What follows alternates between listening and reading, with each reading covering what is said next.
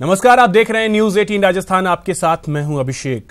कांग्रेस अभी से लोकसभा चुनाव की तैयारियों में जुट गई है।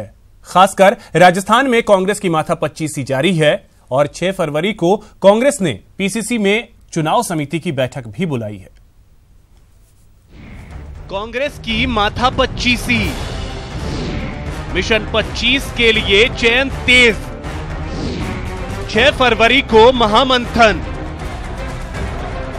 विधानसभा चुनाव में मिली जीत के लय को बरकरार रखने के लिए कांग्रेस मिशन 25 में जुट गई है। बाकायदा इसके लिए कांग्रेस ने रोडमैप भी तैयार कर लिया है।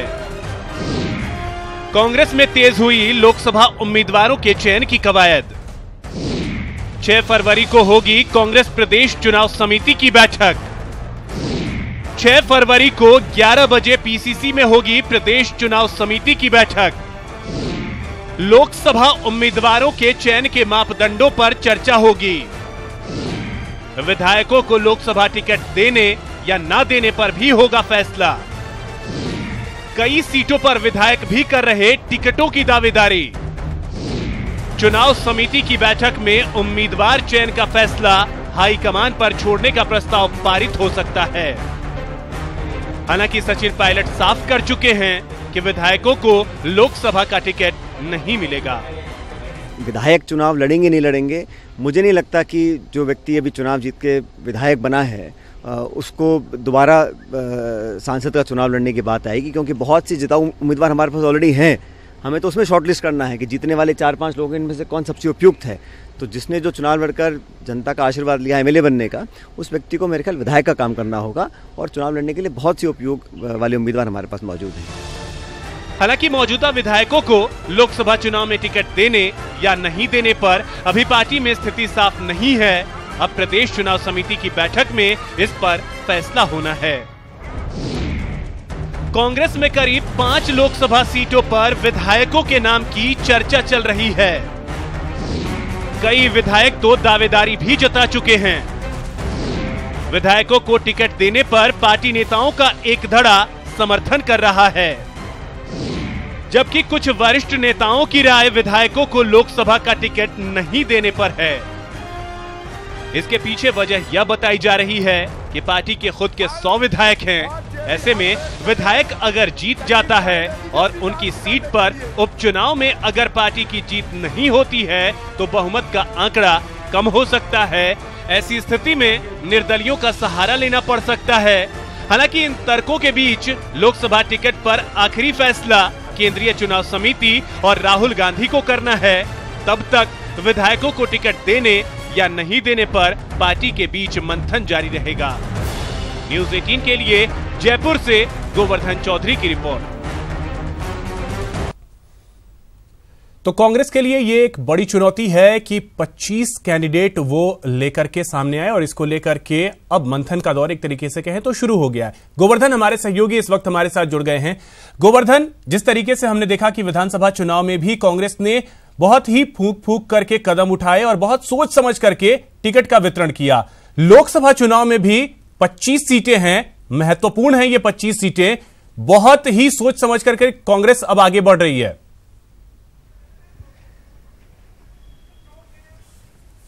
बिल्कुल, देखिए लोकसभा चुनावों को लेकर इस बार कांग्रेस काफी सजगता बरत रही है उम्मीदवारों के चयन को लेकर के, क्योंकि विधानसभा चुनाव में जिस तरह डिले हुआ था उम्मीदवार चयन को लेकर के, उसमें सामने यह आया कि कम से कम 25 से 30 सीटों पर पार्टी को नुकसान उठाना पड़ा।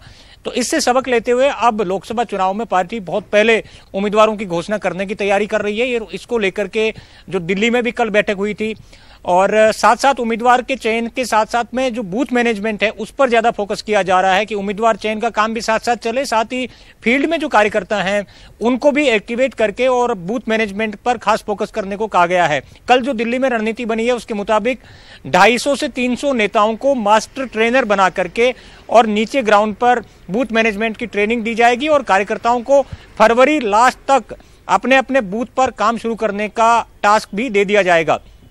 अब जो सबसे बड़ा टास्क है पार्टी के सामने अभी जिताऊ उम्मीदवारों का चयन करना है, क्योंकि इस बार पार्टी राजस्थान में सत्ता में है और ऐसे में कार्यकर्ताओं में भी जोश ज्यादा है, नेताओं में भी जोश ज्यादा है। तो लिहाजा हर सीट पर दावेदारों की एक लंबी कतार है और ये दावेदारों की जो लंबी कतार होती है, यही चुनाव में असली चुनौती होती है कि इस कतार में से किसको टिकट दिया जाए, क्योंकि फिर भी पार्टी को भीतरघात का खतरा भी रहता है। जैसे विधानसभा चुनाव के दौरान हुआ, तो भीतरघात के खतरे को टालने के लिए बहुत पहले उम्मीदवारों का चयन करने की कवायद शुरू कर दी गई है। एक तो जो सवाल आ रहा है कि मौजूदा कुछ विधायकों को टिकट दिया जाए या नहीं दिया जाए।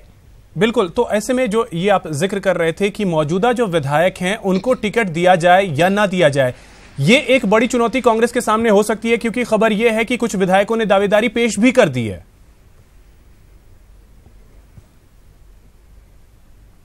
बिल्कुल, कई 4 से 5 ऐसी सीटें हैं जहां पर दोनों ही मत हैं। कुछ विधायकों ने दावेदारी की है। पार्टी में नेताओं का एक वर्ग ऐसा है जिसका ये मानना है कि मौजूदा विधायकों को टिकट नहीं दिए जाने चाहिए, क्योंकि पार्टी 100 के आंकड़े पर है और ऐसे में वो विधायक अगर जीत भी जाते हैं तो बाद में अगर जो उपचुनाव होते हैं उसमें क्या गारंटी है कि वे सीट जीत करके आ जाएंगे। तो ऐसे में फिर पार्टी को बहुमत के लिए निर्दलीयों का सहारा लेना पड़ सकता है। जबकि पार्टी के कुछ वरिष्ठ नेता हैं, उनका ये मानना है कि लोकसभा में जीत सबसे महत्वपूर्ण है। तो ऐसे में जो जिताऊ विधायक हैं, जो लोकसभा का चुनाव जीत सकते हैं, उनको टिकट देने में कोई दिक्कत नहीं होनी चाहिए। तो ये दोनों तरह के मत अभी चल रहे हैं और इस पर नीति जो मापदंड है वो तय हो नहीं पाया कि मौजूदा विधायकों को टिकट दिया जाएगा या नहीं दिया जाएगा। इस पर सबकी निगाहें 6 फरवरी को जो प्रदेश चुनाव समिति की बैठक होनी है उस पर भी चर्चा होनी है और उसके बाद सीईसी और राहुल गांधी इस पर अंतिम फैसला करेंगे। लेकिन 6 तारीख की बैठक में इस पर काफी चर्चा होने के आसार है और एक मोटी सहमति इस बात पर बनने के आसार है कि मौजूदा विधायकों को मैदान में उतारा जाए या नए चेहरों को मौका दिया जाए। ये इस 6 तारीख की बैठक में तय होना है। 6 तारीख की बैठक में उम्मीदवारों के चयन को लेकर के मापदंडों के बारे में काफी स्थिति साफ होने की उम्मीद है। साथ ही उम्मीदवार चयन का जो अंतिम फैसला है वो राहुल गांधी पर छोड़ने का प्रस्ताव भी, जो एक फॉर्मेलिटी होती है, वो पारित होने की भी संभावना है। तो सबकी निगाहें अभी 6 तारीख को होने वाली बैठक पर टिकी हुई है कि जो प्रदेश चुनाव समिति है वो क्या तय करती है। इस कवायद के साथ साथ में जो कांग्रेस की चुनाव समितियां हैं, जो करीब 7 चुनाव समितियां हैं, उनका भी गठन जल्द कर दिया जाएगा। हालांकि जो सूत्रों के हवाले से जानकारी मिल रही है उसके मुताबिक जो विधानसभा चुनावों के समय चुनावी कमेटियां थी उनको ही बरकरार रखा जाएगा। उनमें से कुछ नाम काटे जा सकते हैं क्योंकि उस समय लंबी एक फेरिस्त थी सारी कमेटियों में, तो उन नामों में ज्यादा छेड़छाड़ किए जाने की संभावना नहीं है। कुछ एक कमेटियां हैं जिनमें फेरबदल किया जाना है, बाकी लगभग 90% के आसपास नाम जो विधानसभा चुनाव के समय उन चुनावी कमेटियों में थे वही रहने के आसार रहने की तो पूरी तरह से कांग्रेस अब चुनावी मोड में है और फील्ड से लेकर के और रणनीति के स्तर पर कांग्रेस बहुत ही फूंक फूंक करके कदम बढ़ा रही है और इसी वजह से अभी से ही उम्मीदवारों के चयन की प्रक्रिया में कांग्रेस जुट गई है। फिलहाल बहुत बहुत शुक्रिया आपका गोवर्धन इन तमाम जानकारियों के लिए और इन तमाम बातों के लिए। तो कांग्रेस जो है पूरी तरीके से एक्शन में आ गई है और पूरी तरीके से चुनावी बोर्ड में कहें तो आ गई है, क्योंकि अब उम्मीदवारों के चयन को लेकर के बैठक 6 फरवरी को होनी है।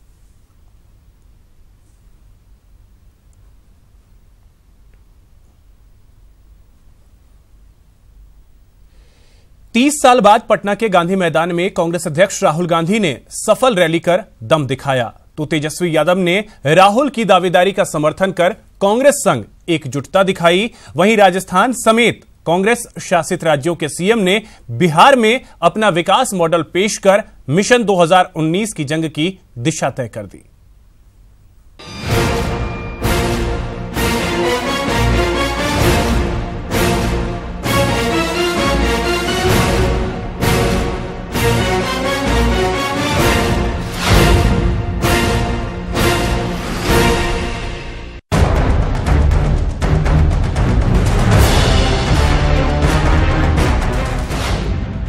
जमीन तराशती कांग्रेस का शक्ति प्रदर्शन। एक ऐतिहासिक रैली, जबरदस्त ऐतिहासिक रैली बिहार में करके दिखा दी। 30 साल बाद गांधी मैदान में कांग्रेस की आकांक्षा, मंच पर महागठबंधन का दम, मिशन 2019 के लिए कांग्रेस की हुंकार। अब आप एक वायदा सुन लीजिए, पटना की जनता सुन लीजिए, मैं झूठ नहीं बोलता हूं। कांग्रेस पार्टी की सरकार आएगी, दिल्ली में आएगी, पटना यूनिवर्सिटी को सेंट्रल यूनिवर्सिटी का स्टेटस मिल जाएगा। 3 दशक पहले तक बिहार की सत्ताधारी पार्टी और अब कुछ सीटों के लिए तरसती कांग्रेस के लिए इस रैली की अहमियत को समझना मुश्किल नहीं है। नए अध्यक्ष राहुल गांधी की अगुवाई में मजबूत होती कांग्रेस अब अपनी जमीन तलाशती बिहार की राजधानी पटना में जन आकांक्षा बता रही है, तो इसके कई मायने हैं। ये सिर्फ संगठन की मजबूती का आगाज नहीं है, बल्कि 2019 की बड़ी जंग का ऐलान भी है। हिंदुस्तान के किसानों को 17 रुपए दिन के दिए,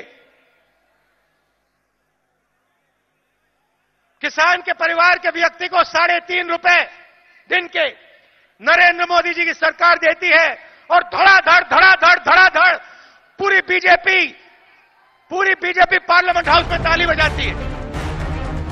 अब तक आरजेडी की बाहें थाम कर बिहार में सियासत करने वाली कांग्रेस को उसका मकसद पूरा होता दिखा, जब आरजेडी की कमान संभाल रहे तेजस्वी यादव ने राहुल के पीएम पद की दावेदारी का समर्थन किया। बोलते हैं कि राहुल गांधी जी में कोई कमी नहीं, राहुल गांधी जी में योग्यता है प्रधानमंत्री बनने की।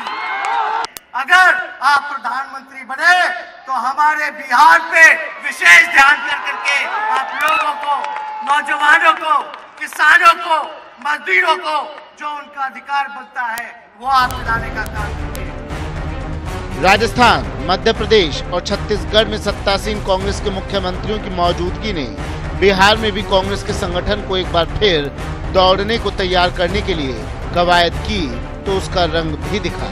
राहुल गांधी जी हैं जिन्होंने देश का एजेंडा अगले चुनाव के लिए फिक्स कर दिया है। वो एजेंडा है नंबर 1, कैसे किसानों का भला हो, किस प्रकार उनका कल्याण हो।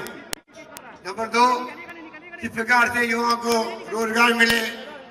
या राहुल जी का नेतृत्व था कि छत्तीसगढ़ में किसानों को 2500 रुपये क्विंटल में धान हम खरीद रहे हैं। बिहार में भी धान उत्पादन होता है, यहाँ की सरकार कितनी खरीदती है आप बताएंगे। दिसंबर में 3 हिंदी भाषी राज्यों में सरकार बनाने वाली कांग्रेस कर्ज माफी और युवाओं को बेरोजगारी भत्ता देकर 2 सबसे बड़े मतदाता वर्ग को साधने की कोशिश कर रही है। आज की युवा पीढ़ी ने शायद ही कभी बिहार की राजधानी को कांग्रेस के झंडे और बैनर से कभी यूं पटते देखा होगा। 1998 से लालू यादव की पार्टी आरजेडी की बाहें थामकर कांग्रेस ने अपनी सियासत को बिहार में जिंदा तो रखा, लेकिन छोटे भाई की हैसियत से। बिहार विधानसभा में 27 विधायकों वाली कांग्रेस ने अपनी जड़ें मजबूत की हैं, लेकिन सवाल है कि क्या कांग्रेस को महागठबंधन में मनमाफिक सीटें मिलेंगी। 1989 में राजीव गांधी ने पटना के ऐतिहासिक गांधी मैदान में रैली की थी। इसके बाद राहुल की इस रैली से कांग्रेस अपने जनाधार की मजबूती का संकेत दे रही है। राजस्थान, एमपी, छत्तीसगढ़ में कांग्रेस की जीत ने उसे हिंदी भाषी इलाके में फिर से पांव जमाने की प्रेरणा दी है। प्रियंका के कांग्रेस में आने से अब राहुल यूपी की चिंता छोड़कर पूरे देश में फोकस कर सकते हैं। लालू प्रसाद की गैर मौजूदगी में सत्ताधारी बीजेपी जेडीयू को टक्कर देने के लिए विपक्ष के स्पेस में कांग्रेस को अब बड़ी भूमिका मिल सकती है। और राजधानी पटना में कांग्रेस की इस जन आकांक्षा रैली से बिहार की सियासत में कांग्रेस की बढ़ती आकांक्षा को समझना मुश्किल नहीं। Bureau report, news 18 network. Bikaner के सरकारी स्कूलों के छात्र छात्राओं को कल से सर्द मौसम में गर्म मिड डे मील परोसा जाएगा। कैसे मिलेगा स्कूली छात्रों को गर्मा गर्म खाना, देखिए रिपोर्ट। मिड डे मील वो भी गर्मा गर्म मिल जाए तो मजा आ जाए, लेकिन अब बीकानेर के स्कूलों में गर्मा गर्म मिड डे मील मिलेगा, जिसे खाकर हर स्टूडेंट यही कहेगा, वाह गर्मा गर्म खाना खाकर मजा आ गया। जी हाँ, बीकानेर के करीब 23,000 छात्र छात्राओं को कड़ाके की ठंड में जल्द ही गर्मा गर्म मिड डे मील मिलेगा। इसे लेकर सरकार और अक्षय पात्र फाउंडेशन के बीच एक MOU पर करार हुआ है, जिसके बाद 5 साल से बंद पड़े इस केंद्रीय रसोई घर से मिड डे मील योजना के तहत स्कूली छात्रों को खाना मुहैया कराया जाएगा। 4 फरवरी को इस केंद्रीय रसोई घर का उद्घाटन उच्च शिक्षा मंत्री भंवर सिंह भाटी, शिक्षा मंत्री गोविंद सिंह डोटासरा और ऊर्जा मंत्री डॉक्टर BD कल्ला करेंगे। जितने भी गवर्नमेंट स्कूल हैं उसमें खाना गर्मा गर्म खाना प्रोवाइड करवाया जाएगा। यहाँ पे हाइजीनिक को बहुत विशेष रूप से ध्यान रखा गया है, जैसे मास्क हुआ, शूज कवर हुआ। केंद्रीय रसोई घर से पहले फेज में शहरी इलाके के सरकारी स्कूलों के छात्रों को गर्मा गर्म खाना मुहैया कराया जाएगा। इसके बाद 20 किलोमीटर के दायरे में आने वाले बाकी सभी सरकारी स्कूलों में भी गर्म खाना मुहैया कराया जाएगा। पहले चरण में तो बीकानेर जितने भी शहरी स्कूल है, चाहे प्राइमरी है, चाहे मिडिल है, चाहे सीनियर सेकेंडरी, उनमें कक्षा 1 से 8 तक के बच्चों को मिड डे मील मिलता है। तो पहले चरण में 115 स्कूल है बीकानेर शहरी क्षेत्र है, जिनका 6 तारीख से 8 रूट में खाना शुरू करेंगी। केंद्रीय रसोई घर में तैयार खाने की पौष्टिकता और स्वच्छता की जांच के लिए एक कमेटी का भी गठन किया गया है, जो हमेशा खाने की मॉनिटरिंग करेगी। इसके पहले साल 2013 में इस केंद्रीय रसोई घर से नंदी फाउंडेशन नाम की संस्था छात्रों को खाने की सप्लाई कर रही थी, लेकिन संस्था की ओर से खाने की सप्लाई बंद होने के बाद केंद्रीय रसोई घर में ताला पड़ा था। लेकिन अब 5 साल बाद फिर से इस केंद्रीय रसोई घर में खाना पकेगा, जिसके बाद स्कूल के शिक्षकों को मिड डे मील का इंतजाम नहीं करना पड़ेगा और छात्रों को गर्मा गर्म, पौष्टिक और स्वादिष्ट खाना मिलेगा। न्यूज़ 18 राजस्थान के लिए बीकानेर से विक्रम जागरवाल की रिपोर्ट। आगामी लोकसभा चुनाव की तैयारियों में बीजेपी कोई भी कोर कसर नहीं छोड़ना चाहती है और हर वर्ग को अपने साथ जोड़ना चाहती है। इसी कड़ी में पार्टी ने सैनिक सम्मान अभियान की शुरुआत की।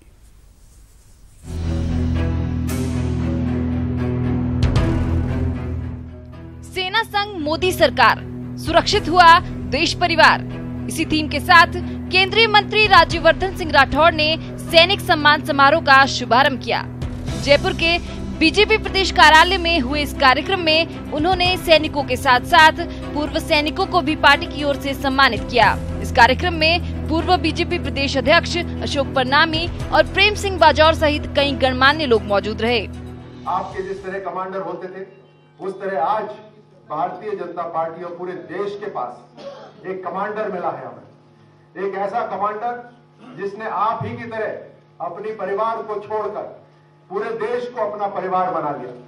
आप ही की तरह एक जज्बा लेकर कई सालों का परिश्रम करके आज वो कमांडिंग पोजीशन में है, जहां देश को एक नई राह, एक नया रास्ता और एक मजबूती दे रहे हैं।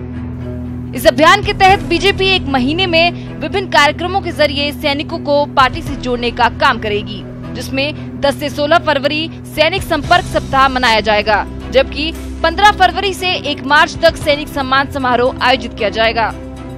ये 10 फरवरी से 16 फरवरी तक चलेगा। उसमें विधानसभा के अंदर संपर्क सप्ताह मनाया जाएगा। 15 फरवरी से 1 मार्च विधानसभा के अंदर सैनिक सम्मान समारोह करा जाएगा, जिसमें सेना संग मोदी सरकार, सुरक्षित हुआ देश परिवार, और किस तरह से इस देश को सुरक्षा मजबूत कराया जा रहा है, इसके ऊपर चर्चा भी होंगी और हमारे सैनिक भाई, पूर्व सैनिक भाई इस कार्यक्रम को और आगे बढ़ाएंगे।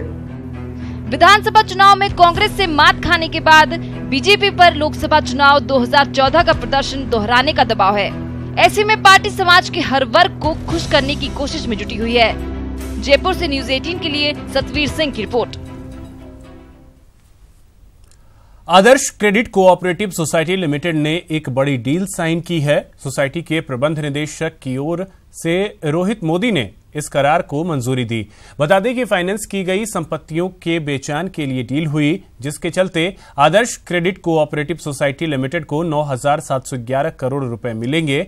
इस करार की जानकारी निवेशकों से साझा करते हुए रोहित मोदी ने कहा कि जिन कंपनियों को आदर्श सोसाइटी ने लोन दिया, उन कंपनियों के संचालक मंडल ने संपत्तियों के बेचान का अधिकार सौंप दिया है। जो निवेशकों का जो पैसा जो रीपेमेंट है, उसके लिए हमने कल आदर्श क्रेडिट कोऑपरेटिव सोसाइटी द्वारा दिए गए लोन जितनी भी हैं, उन सब कंपनीज की एसेट्स के बेचने के लिए, उनको लिक्विडेट करने के लिए हमने एक RDB group Calcutta based company है, उनके साथ में एक एमओयू साइन किया है और वो इन सारी कंपनीज की जो भी एसेट्स हैं उन सबको टेक ओवर करके और इन कंपनियों को भुगतान करें। आदर्श के साथ जो हमारी आदर्श एंड इनकी कंपनी के साथ जो हमारी जो साइन हुई है डील, ये डील हम इनकी रियल एस्टेट जो भी प्रॉपर्टी रियल एस्टेट प्रॉपर्टी है हम उसको टेक ओवर करेंगे आफ्टर ड्यू डिलिजेंस। और आरडीबी ग्रुप एक डाइवर्सिफाइड ग्रुप है जो पैन इंडिया काम करता है, जो रियल एस्टेट हमारा हैदराबाद, मुंबई, कलकत्ता, काफ़ी जगह, आसाम, गुवाहाटी सब जगह है। एंड ये डील हमारे लिए एक फ़ायदेमंद डील है। अजमेर के जवाहर रंगमंच पर प्रतिभाओं का सम्मान समारोह आयोजित किया गया। समारोह की अध्यक्षता उच्च शिक्षा मंत्री भंवर सिंह भाटी ने की। सम्मान समारोह में परिवहन मंत्री प्रताप सिंह खाचरियावास और न्यूज 18 राजस्थान के सीनियर एडिटर श्रीपाल शक्तावत मौजूद रहे। इस दौरान 50 से ज्यादा प्रतिभाओं को सम्मानित किया गया। मौके पर मंत्री प्रताप सिंह खाचरियावास ने जाति और धर्म के नाम पर बांटने वाली सोच से युवाओं को सावधान रहने की बात कही। तो वहीं सीनियर एडिटर श्रीपाल शक्तावत ने सभी प्रतिभाओं को सम्मानित होने पर बधाई दी और उनके उज्जवल भविष्य की कामना की। शिक्षा की राजनीति कैसे बनाया जा सकता है? और राजपूत समाज का सवाल नहीं है, ये हर जाति धर्म का सवाल है। ये कैसे हो सकता है कि आपको ये अधिकार मिल जाए कि आप हिंदू मुसलमान सिख ईसाई में भेदभाव करें? मॉरल ड्यूटी बनती है आजादी के 70 वर्षों में, ना कोई हिंदू होगा, ना मुसलमान, ना सिख, ना ईसाई, सबसे पहले मेरा हिंदुस्तान होगा। तब जाकर फैसला होगा सच और झूठ का, तब जाकर फैसला होगा कौन सही बोलता है, कौन गलत बोलता है। कोशिश करने वालों को हमेशा सफलता मिलती है और आज का जो समय है, मैं विशेषकर युवाओं से कहना चाहूंगा कि आज का जो समय है वो प्रतिस्पर्धा का युग है, लेकिन हमें दूसरों की देखा देखी नहीं करनी। चाहे हम किसी भी परिवेश में, किसी भी जगह, चाहे हमें कम संसाधन मिल रहे हैं। प्रताप सिंह जी ठीक कह रहे थे कि बाड़मेर के लड़के आज हर बैच में आईएएस, आईपीएस बन रहे हैं। स्वाइन फ्लू का कहर थमता नजर नहीं आ रहा है। अब तक 85 लोगों की मौत हो चुकी है। नागौर में आज एक और मरीज की मौत हो गई। पॉजिटिव मरीजों की संख्या 2363 तक पहुंच गई है, जिसके बाद विभाग में हड़कंप मचा हुआ है।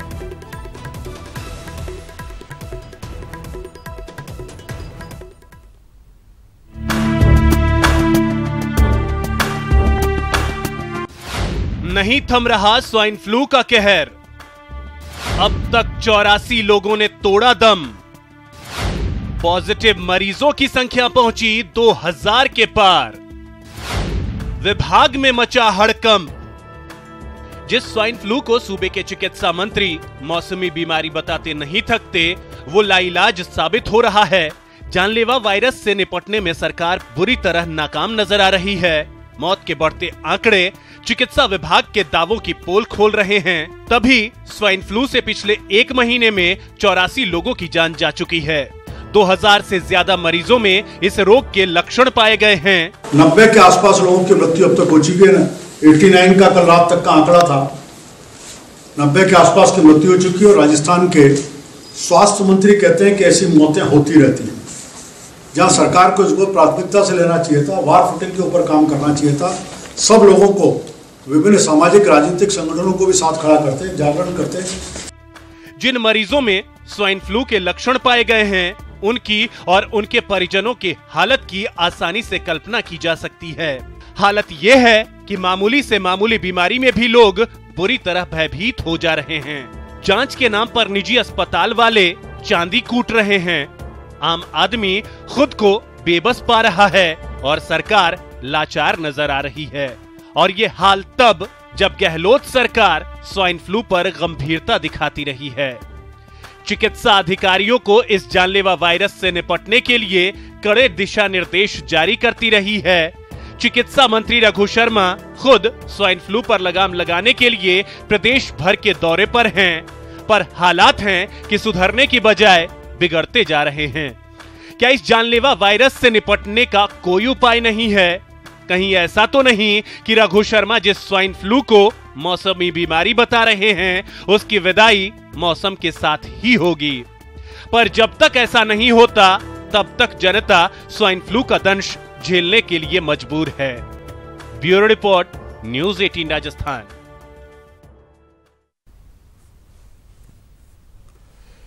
जिस आम आदमी के नाम पर पूरी व्यवस्था चलाई जा रही है उसमें गरीब का कोई पुरसाने हाल नहीं है।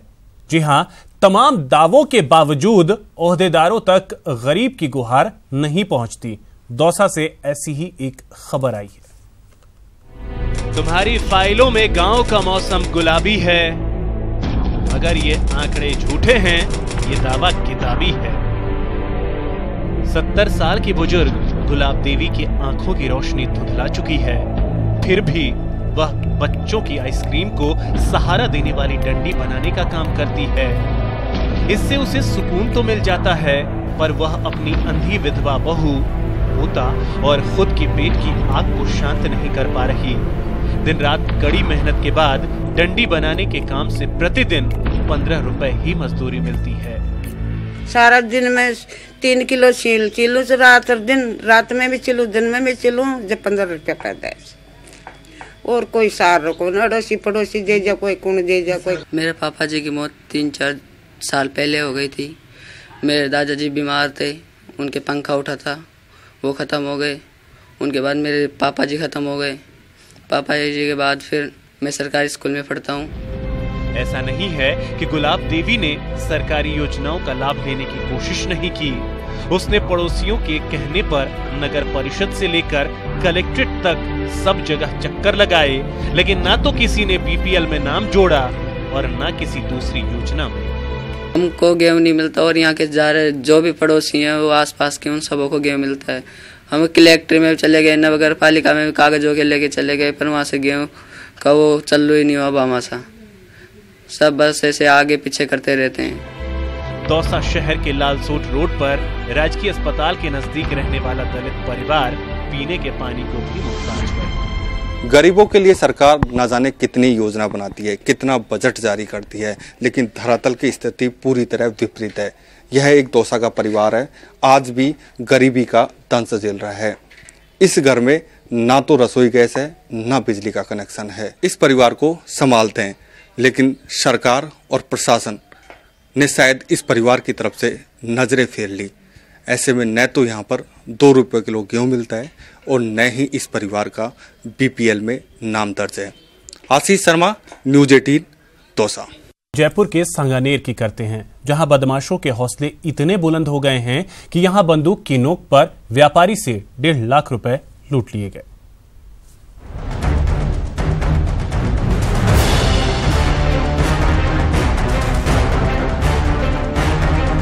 ये तस्वीरें बताने के लिए काफी हैं कि बदमाशों के हौसले बुलंद हो चुके हैं और अब इन्हें पुलिस का कोई डर नहीं है। आप अपने टीवी स्क्रीन पर साफ साफ देख सकते हैं कि कैसे 5 लुटेरे कार से उतरते हैं और बेखौफ अंदाज में दुकान में घुस जाते हैं। इनमें से एक लुटेरा पिस्टल से गोली चलाता है तो बाकी बदमाश दुकान का सामान लूटने लगते हैं। आप सीसीटीवी फुटेज में देख सकते हैं कि कैसे पिस्टल के दम पर इन 5 लुटेरों ने दुकान से 1.5 लाख रुपए लूट लिए। स्टोर में लूट के वक्त अग्रवाल परिवार की बहू और बच्चा भी था। गनीमत ये रही कि फायरिंग के वक्त वो बच गए। 4-5 लोग आए थे, नीचे आके नहीं, उन्हें, मैं तो बगल में खड़ा था, बच्चा कुर्सी पे बैठा था और उससे चुप रहो गाली गलौज करने के साथ भी और गोली चलाई है और उन्होंने गल्ला खोलो पैसे दो क्या खाएं। वारदात के बाद अग्रवाल परिवार ने पुलिस को इसकी सूचना दी, जिसके बाद पुलिस अब सीसीटीवी फुटेज को खंगाल रही है और जल्द ही लुटेरों को गिरफ्त में लेने की बात भी कह रही है। घटना हुई है, बड़ी दुर्भाग्यपूर्ण घटना है, लेकिन मैं आपको विश्वास दिलाता हूँ जल्दी ही हम इस घटना का पर्दाफाश कर लेंगे और मुलजिमों को कानून की हद तक पहुंचाएंगे। इतना ही नहीं, वारदात के बाद सांगानेर से कांग्रेस नेता पुष्पेंद्र भारद्वाज भी मौके पर पहुंचे और घटना पर दुख जताया। दुर्भाग्यपूर्ण है कि ऐसा है ना, खुलेआम किस तरह से गुंडे बदमाशों के, चोर डकैतों के हौसले बुलंद है और मैं इन लोगों को चेतावनी देना चाहता हूं, गुंडे बदमाशों को, कि इस तरह की अंधेरगर्दी, गुंडागर्दी सांगानेर विधानसभा में बर्दाश्त नहीं होगी। हमारी पुलिस भी मुस्तैद है, जो तुरंत यहाँ पे हादसा होते ही 5 मिनट के अंदर अंदर यहाँ पुलिस पहुँच गई और निश्चित तौर पर 1-2 दिन के अंदर इसका खुलासा होगा। बहरहाल राजधानी में खौफ के माहौल का अंदाजा इसी बात से लगाया जा सकता है कि यहाँ कभी कच्चाधारी गैंग का आतंक दिखता है तो कभी धड़ल्ले से बदमाशों का लूट कर यूं फरार हो जाना। भले ही पुलिस लोगों को कितना भी भरोसा दिलाए, लेकिन सच तो यही है कि फिलहाल पुलिस के हाथ खाली हैं। जयपुर से न्यूज़ 18 राजस्थान के लिए आसिफ खान की रिपोर्ट। जयपुर एयरपोर्ट की सुरक्षा का जिम्मा संभालते हुए सीआईएसएफ को आज 19 साल हो गए। इस मौके पर एयरपोर्ट पर आज इंडक्शन कार्यक्रम का आयोजन किया गया, जिसमें ADG crime BL Soni, airport director JS Balhara समेत कई लोग मौजूद रहे।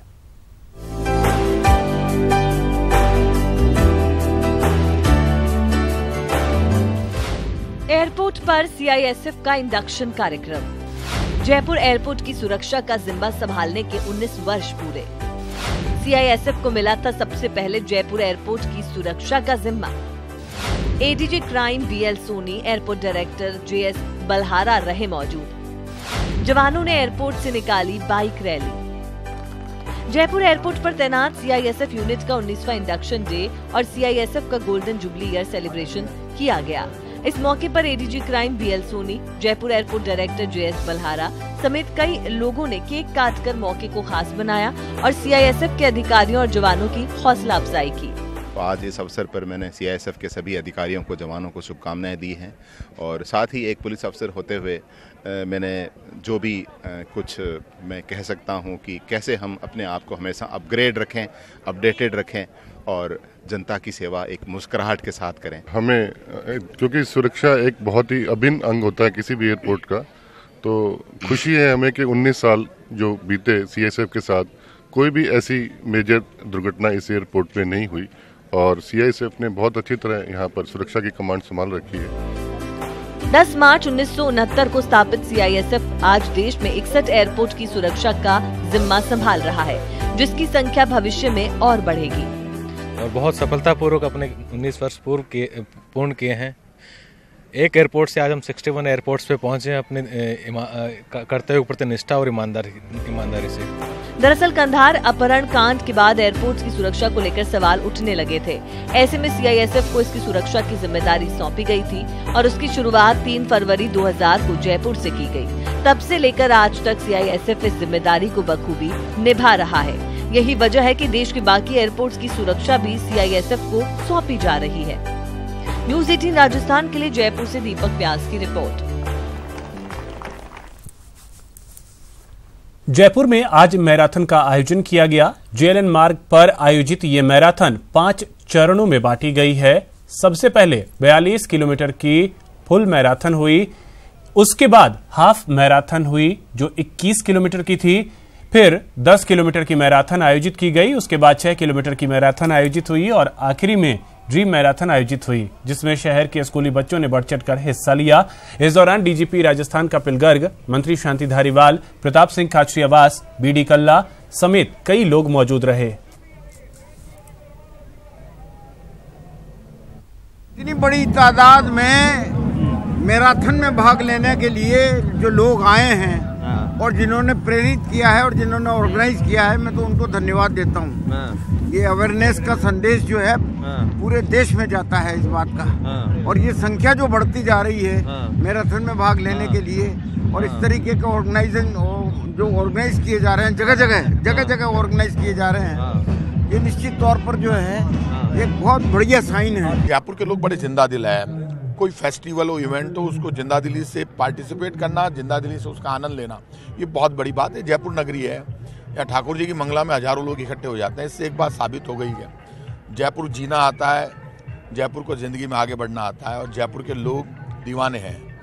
हर इवेंट को दीवानगी के साथ पार्टिसिपेट करते हैं। मैं जयपुर के लोगों को बधाई दूंगा और मैं सब लोगों से कहूँगा, जो ग्राउंड में नहीं उतरा, जो दौड़ा नहीं, उसको ना खुद के बारे में पता चलता है, गलतफहमी में जीता रहता है। आनंद लेना चाहिए ज़िंदगी का, कुछ अलग हट के होना चाहिए। मैं तो लोगों से हमेशा संदेश देता हूँ कि 1 घंटा ज़िंदगी के लिए और देश के लिए दीजिए। मैराथन दौड़ में जिस उद्देश्य से नौजवान दौड़ते हैं, उस उद्देश्य के प्रति लोगों में जागरूकता आती है और साथ साथ खेलना कूदना दौड़ना ये शरीर के लिए भी बहुत अच्छा है और इससे आने वाले समय में हमारी नई पीढ़ी जो है वो फुर्तीली स्फूर्ति वाली और एक तरीके से ये कहना चाहिए कि स्वस्थ शरीर वाली होगी और स्वस्थ शरीर में स्वस्थ मस्तिष्क का विकास रहता है। मैं तो सुरेश जी से कहना चाहूँगा कि आगे जो दौड़ करें उसमें जल के अपव्यय को रोकने के लिए उद्देश्य रखेंगे। जल ही जीवन है। राजस्थान कर्मचारी चयन बोर्ड की ओर से प्रयोगशाला सहायक की सीधी भर्ती के लिए परीक्षा आयोजित हुई। 1200 पदों के लिए आयोजित हुई इस परीक्षा में 4,02,048 अभ्यर्थी पंजीकृत थे, जिसमें से 2,79,505 अभ्यर्थी ने परीक्षा दी।